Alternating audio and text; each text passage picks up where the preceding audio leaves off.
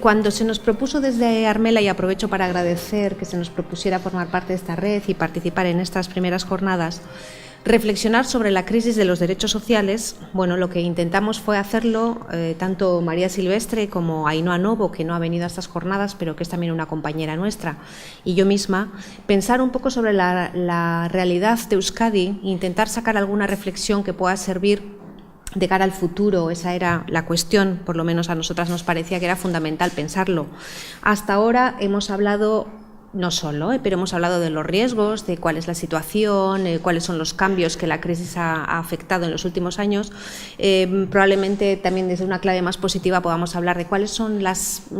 pautas o algunas de las tendencias que pudieran tener algún desarrollo positivo, y pudiéramos agarrarnos a algo para seguir adelante.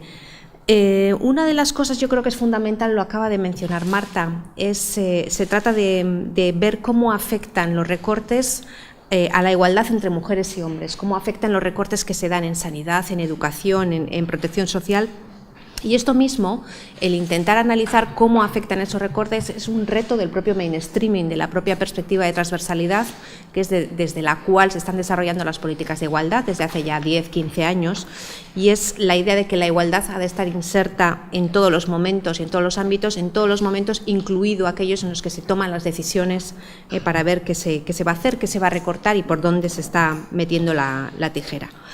Probablemente, históricamente, es la primera vez, no que haya recortes, obviamente, pero sí que el efecto de los recortes se reivindica, que ha de ser analizado desde ese punto de vista, un punto de vista más matizado, no solo cómo afecta a la sociedad en su conjunto, no solo cómo afecta a los colectivos más vulnerables, sino intentando matizar e ir más allá, utilizando unos criterios más ajustados y más atinados a la pluralidad y la diversidad de las personas en la sociedad, ¿no? Cómo afecta esos recortes de una forma más atinada. Este es el momento, entonces, de ver qué juego da el mainstreaming en este tipo de análisis previo a la toma de decisiones, que yo creo que en general, de momento, se puede considerar bastante frustrante, porque no ha llegado a ese momento. En cualquier caso, a nosotras nos interesa más hablar del futuro y venimos a comentar 4 cuestiones que a nuestro juicio son claves, que pueden ayudar al desarrollo positivo de las políticas de igualdad, incluso en los tiempos en los que vivimos ahora mismo, ¿no? La importancia del marco normativo, y en un contexto en el que, no sé si hoy, pero por lo menos ayer, había un público muy relacionado con las leyes, un público del ámbito jurídico, obviamente tiene una importancia esencial. Durante muchos años las leyes de igualdad fueron uno de los objetivos principales de las reivindicaciones desde las políticas de igualdad y desde el movimiento feminista en su conjunto. Digamos, cuando se fueron aprobando las leyes de igualdad, nacían con una experiencia y una trayectoria de políticas de igualdad ya bastante consolidada, es decir, no se crean con las leyes de igualdad, no son nuevas en ese sentido, sino que ya existe una realidad y se materializa, se modela en una ley de igualdad. En muchos casos ya llevábamos 20 años de políticas de igualdad antes de la aprobación de la propia ley. También yo creo, no sé si probablemente hay alguna opinión que no esté de acuerdo, pero yo creo que son leyes que nacen con bastante consenso, por lo menos entre partidos, tampoco tienen una respuesta social en contra, con lo cual se puede considerar que sí que tienen todas las ventajas de consolidación, trayectoria previa y un consenso bastante amplio, aunque no sean totales. Que actualmente estén congeladas, con un desarrollo ralentizado, se ha dicho muertas en algunos casos, bueno, probablemente sea verdad, pero lo que está claro es que han contribuido a consolidar tanto estructuras como procedimientos, y eso es una clave a la cual ahora nos tenemos que seguir agarrando, es decir, esas leyes existen y las podemos seguir utilizando. Lo fundamental sería defenderlas, intentar que no se reformen. En algunos casos se ha hecho, en el caso de la Ley de Igualdad de Euskadi, que ha sido todo un referente, aprobada en el 2005, ha habido alguna reforma que podemos considerar de carácter menor, pero nos consta, porque lo hemos visto, que ha habido intentos de reforma de carácter sustantivo, aunque no se han conseguido. Quiero decir que es una cuestión que está ahí. Otra de las claves, a nuestro juicio, es el tema de la violencia de género, la violencia contra las mujeres, y lo que algunas personas hemos llamado en los últimos tiempos ya la trampa de la violencia, es decir, la violencia está en la agenda de los poderes públicos porque tiene una legitimidad en otro contexto. Yo creo que Marta mencionaba que es indiscutible, es una legitimidad inherente a la cuestión, no necesita ser explicada, en ese sentido es de fácil acceso, pero su definición dista mucho de ser la adecuada, y esto está en relación con los recortes en políticas de igualdad. Prácticamente podemos considerar que se está definiendo, aunque sea de modo tácito, como una cuestión sectorial y autónoma, prácticamente independiente en relación a las causas, como si fuera un problema que surge de la nada. La interpretación es muy reduccionista, se limita en muchísimos casos a agresiones físicas, a asesinatos, a las manifestaciones más brutales de esa violencia. Esta definición del problema es lo que hace que muchísimos recursos públicos se hayan destinado a esta dimensión. Todo lo demás se sitúa en un lugar secundario, porque viene a ser, banaliza otras cuestiones porque no son tan relevantes, es decir, la brecha salarial, el hecho de que no haya mujeres en los consejos de administración de las grandes empresas no tiene la misma relevancia el hecho de que acaba de ser asesinada una mujer por su pareja o por su expareja, ¿no? Esta definición ha hecho que haya una inversión muy importante en los últimos años en las políticas en contra de la violencia. Ahora, sin embargo, se está viendo que también está cayendo incluso esta inversión, aunque permanece, y esto tendría que ser un objeto de un análisis más matizado, pero permanece todo lo que se refiere a la seguridad, a las medidas relacionadas con la protección en ese sentido, y se está reduciendo muchísimo y en algunos casos eliminando todo lo que está relacionado con la prevención. La prevención, las campañas de sensibilización, los programas educativos, que son precisamente lo que le conecta a la violencia con un sentido mucho más amplio de las políticas de igualdad. Si la violencia contra las mujeres nace de la desigualdad existente entre hombres y mujeres en la sociedad, obviamente hemos de reivindicar esa conexión para que las políticas de igualdad sigan teniendo la relevancia que tenían. Es decir,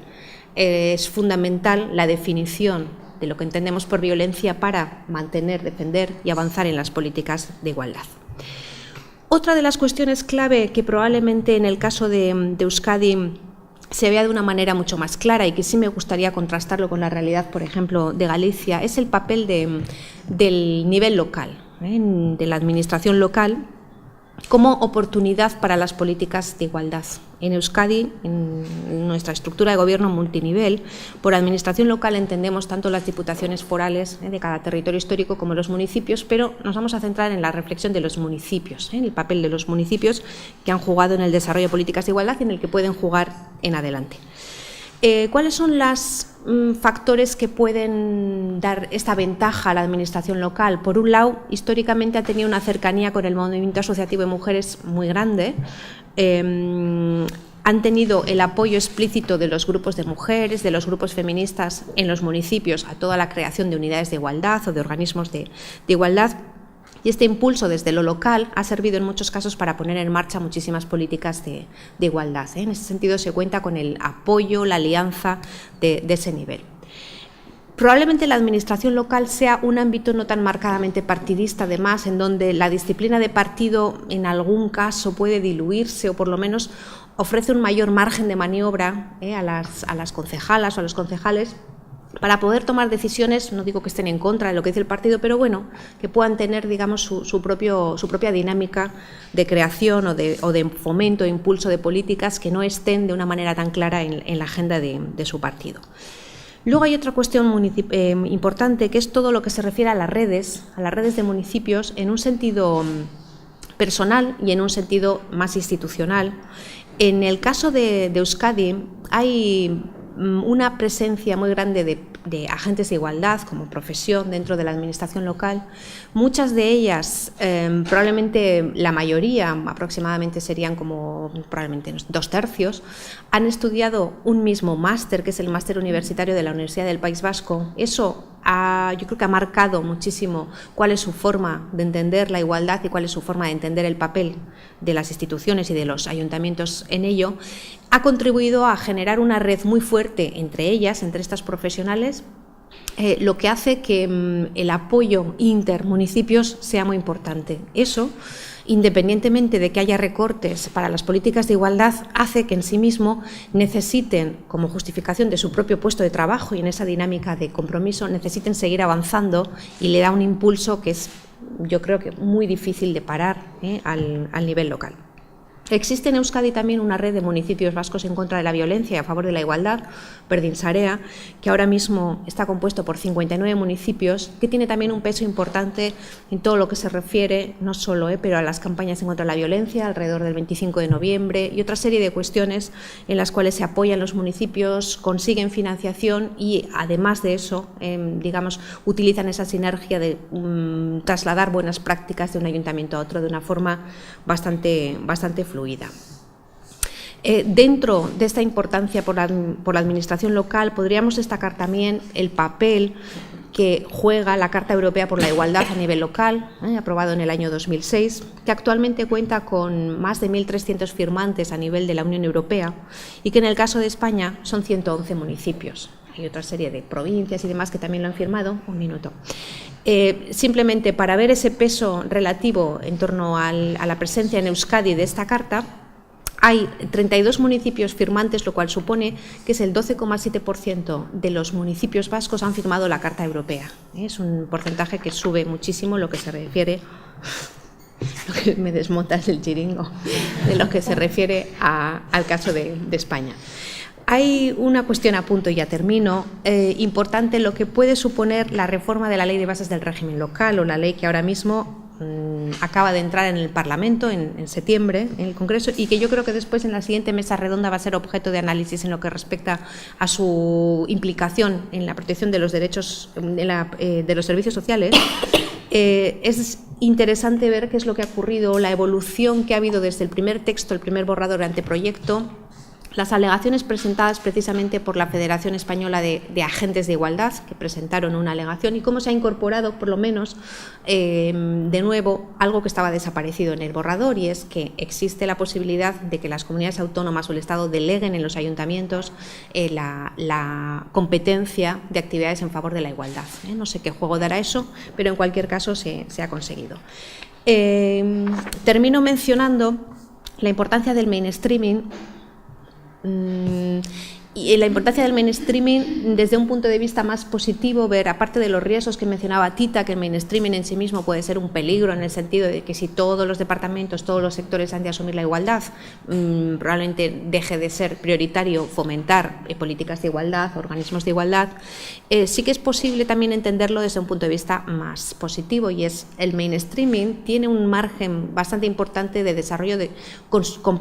recursos propios de los organismos de igualdad, es decir, si los organismos de igualdad no van a tener dinero para implementar programas, probablemente esos recursos humanos, en el caso de que estén consolidados y que tengan una presencia fuerte, pueden dedicarse a generar las propias dinámicas de mainstreaming dentro de la propia administración. Y el mayor reto del mainstreaming ahora sería analizar cómo afecta en el resto de políticas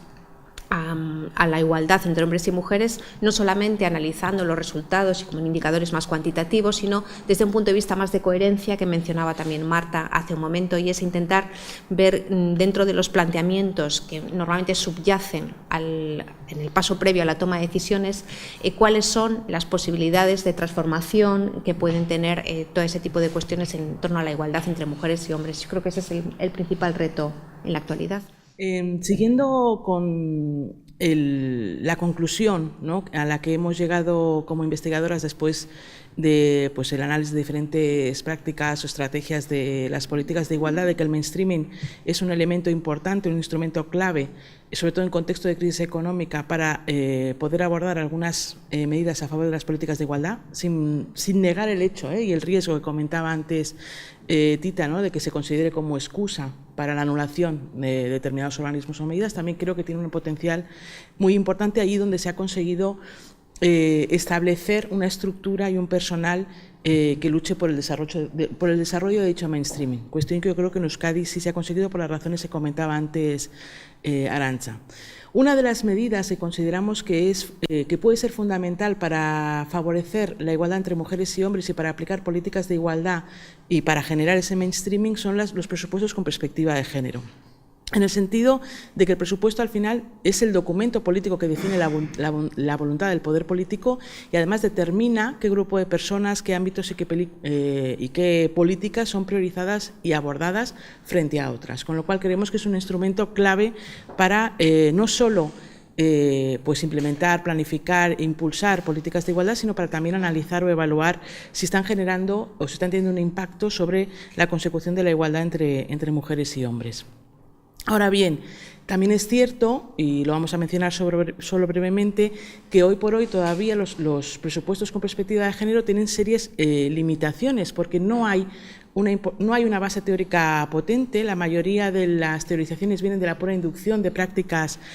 previas y no existe tampoco un consenso. Si recogemos las diferentes experiencias en las que se realiza la perspectiva de los presupuestos con perspectiva de género, nos encontramos que varían en función de la fase donde se quieran implementar, es decir, donde se hayan desarrollado, ya sea en el momento de la planificación, como pueden ser presupuestos participativos, y tenemos ejemplos en el ámbito local en Centroamérica y Latinoamérica, o en el momento de la propia planificación, o en el momento de la evaluación, y si estamos en la evaluación, ¿qué analizamos? El input o el output, es decir, hay mucho, y si analizamos el gasto, o analizamos el ingreso, etcétera. Pero bueno, consideramos que sí es, o podría ser una herramienta fundamental a la que no le vamos a dedicar en este paper tiempo, más que nada para enmarcar el hecho de que analizar los presupuestos tiene relevancia, y para presentar algunos de los datos que traemos a continuación. Lo que recoge este gráfico es la evolución del presupuesto en políticas de igualdad del 2000 al 2013. Un dato, es decir, aquí no hay mainstreaming, aquí lo que se recoge es el presupuesto, la asignación presupuestaria que se le da al Instituto Vasco de la Mujer, Emakunde, y del 2010 al 2013 se ha recogido también la asignación presupuestaria a una dirección que se creó nueva, que era la Dirección de Atención a Violencia contra las Mujeres, y que en el 2013 desaparece y su asignación presupuestaria vuelve de nuevo al organismo de igualdad, aunque la palabra vuelve es falsa, porque se creó en el 2010, se le dio una asignación presupuestaria plus que luego ha revertido en un incremento en la asignación presupuestaria del organismo, y que un poco está muy relacionado con la trampa de la violencia de la que hablaba antes Arantxa. Entonces, lo que hemos hecho en este gráfico es comparar la evolución del presupuesto de Emakunde y luego en la línea de abajo su porcentaje con respecto a los incrementos de presupuesto general, para ver un poco el peso, que se ve mejor en la siguiente gráfica. Ahí aparece el peso que tiene el presupuesto, la asignación presupuestaria a políticas de igualdad solo del organismo de igualdad con respecto a el presupuesto general de la Comunidad Autónoma de Euskadi. Y hay dos momentos importantes en el análisis, que tampoco vamos a extendernos mucho en la explicación, luego si hay alguna pregunta pues la podemos comentar, que son la aprobación de la Ley Vasca de Igualdad en el 2005, es el elemento fundamental del impulso presupuestario que se le va a dar a las políticas de igualdad. Y además va a ser, ahora, viéndolo con esa perspectiva, ¿no? En un contexto de crisis donde hay fuertes ajustes presupuestarios, la ley, su asignación presupuestaria y la inversión, creación de estructura y de personal, de hecho es lo que está ahora mismo conteniendo que los ajustes no sean tan grandes. Entonces, la ley fue buena en su momento y lo está haciendo ahora, al margen de la crítica que se le puede hacer a las leyes de igualdad en cuanto que son leyes de mínimos, donde se recomienda mucho, etcétera. Pero nosotras hacemos una defensa bastante ultranza a la existencia de un marco legislativo, de un mandato normativo, en un primer momento para impulsar la inversión presupuestaria y en este momento actual para frenar el ajuste. Hay otro momento, como veis ahí, que es la propia creación de la Dirección de Atención a Víctimas de Violencia de Género, que supuso un incremento presupuestario notable, pero en la creación de una nueva dirección y con un objeto muy concreto y determinado, con sus más y sus menos, que bueno. Aquí aparece la evolución, para que veáis un poco cómo es verdad que de 2000 a 2013 ha habido un incremento paulatino de la inversión en políticas de igualdad, pero cómo si comparamos el peso del incremento con relación al incremento total del presupuesto, es decir, el mayor incremento se da entre 2000 y 2006, la mayor diferencia, es decir, de no tener ley a tenerla, hay una significativa inversión presupuestaria. Una vez que tenemos ley, tenemos un mantenimiento, más o menos, de esa inversión presupuestaria, que llega un momento en que, cuyo crecimiento va muy de la mano al crecimiento que pueda tener, el comportamiento que pueda tener el resto del presupuesto. Es decir, ya no se destaca, y si el presupuesto se ajusta en un 14%, las políticas de igualdad, en este caso la asignación presupuestaria al Instituto, también se ajusta al 14%. Ya no hay una disonancia que sí que la había cuando se dio la aprobación de la ley. Bueno, aquí queda recogido las diferencias, por eso decía antes, de lo que ya más con mayor concreción en la novena legislatura, lo que supuso inversión en políticas de igualdad, teniendo en cuenta el organismo de igualdad y teniendo en cuenta la dirección. Y como veis, si comparamos el 10, el 11 y el 12, observamos que en el 10 hubo una fuerte inyección presupuestaria en violencia, mientras que hubo un ajuste presupuestario en políticas de igualdad como organismo, que se compensó en el 11, y ahí porque hubo realmente pues una reivindicación desde dentro del Gobierno, ¿no?, de hacer un reparto más equitativo de esos gastos, y en el 12 ya aparece claramente presupuestos de crisis, donde ya hay un ajuste presupuestario paralelo al que se pueda estar dando en el resto de Gobierno vasco. Bueno, esto me lo voy a... Aquí es un resumen de lo que estaba comentando y algunas de las decisiones políticas que se adoptaron para realizar esos ajustes presupuestarios porque, como comentaba antes Eva, en ese momento Arantxa y yo estábamos en la dirección del instituto, pero las paso porque es que me han dicho que me queda un minuto y quiero llegar a las conclusiones. En las conclusiones, lo que nos hemos planteado es un debate abierto en el que no traemos más que preguntas, y es abrir una reflexión o continuar con una reflexión sobre cuál debe ser el marco político, institucional e ideológico, también económico, desde donde construir y desde donde reivindicar y apostar no solo por las políticas de igualdad, sino por las políticas sociales y por el estado de bienestar. Entonces, creemos que no asistimos únicamente a una crisis económica, que de hecho es una crisis económica que está cuestionando el modelo de crecimiento y que a su vez, yo creo, como bien demostraban Natalia y Alba, supone también un refuerzo, una excusa para determinados postulados neoliberales de ajuste, o por lo menos de cómo afrontar ese ajuste, pero también estamos frente a una crisis no solo de la política, sino de la acción política. Y aquí cito a Vallespín, es decir, crisis de la acción política entendida como que la deliberación pierde frente a la decisión, es decir, parece que no es posible una alternativa, con lo cual las decisiones se toman porque hay que tomarlas y no se deliberan, ni se debaten, ni se cuestionan. Es decir, hay que hacerlo y lo hacemos. Es decir, no hay deliberación y no vamos a preguntarnos si eso realmente nos viene obligado por Europa, por Alemania, por esa Europa alemana de la que habla Ulrich, o si se podría hacer de otra manera. Hay que hacerlo, se hace y no se delibera. Entonces, un poco en esa relación con el hecho de, bueno, sí es verdad que hay una crisis económica, pero es verdad, es decir, que la ideología o el partido político que toma las decisiones puede, quizá, adoptarlas de otra manera o abrir, o podría abrir, cierto debate o deliberación ante esta cuestión. Entonces, consideramos que es cierto que hace falta redefinir determinados conceptos, como el propio concepto de bienestar, en lo que es la definición del estado de bienestar, el propio concepto de ciudadanía, vinculado al tema de derechos sociales, el concepto de democracia, muy relacionado con el tema de la participación política. Sin embargo, creemos que algunas de las redefiniciones que se están haciendo desde el feminismo de ese concepto de bienestar,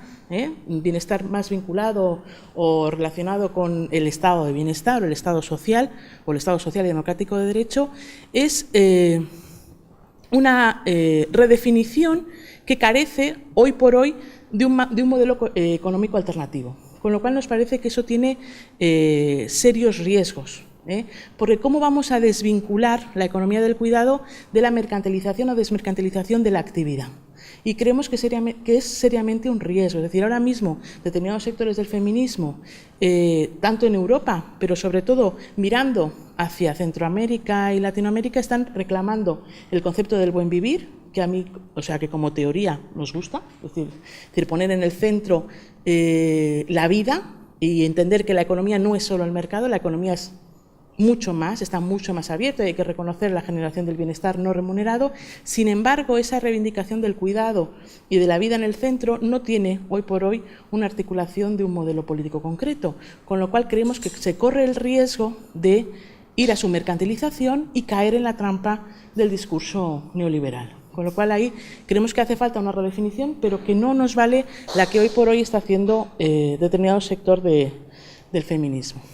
Entonces, algunos dilemas que se nos plantean cuando reflexionamos sobre estas cuestiones, la propia fatiga del sistema. Es decir, sí creo que si nos fijamos en qué manifestaciones y qué movilizaciones hay en España y en Europa, son movilizaciones que reivindican el mantenimiento del pasado. Es decir, no nos estamos movilizando por construir algo nuevo, la gente se moviliza para que no le quiten lo que tiene, y eso es una situación de fatiga y de stand-by también,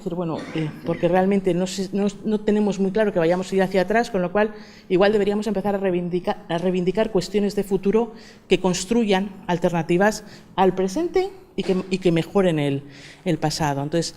¿podemos abandonar la apuesta por lo público? ¿Qué modelo de Estado debemos reivindicar, ¿no?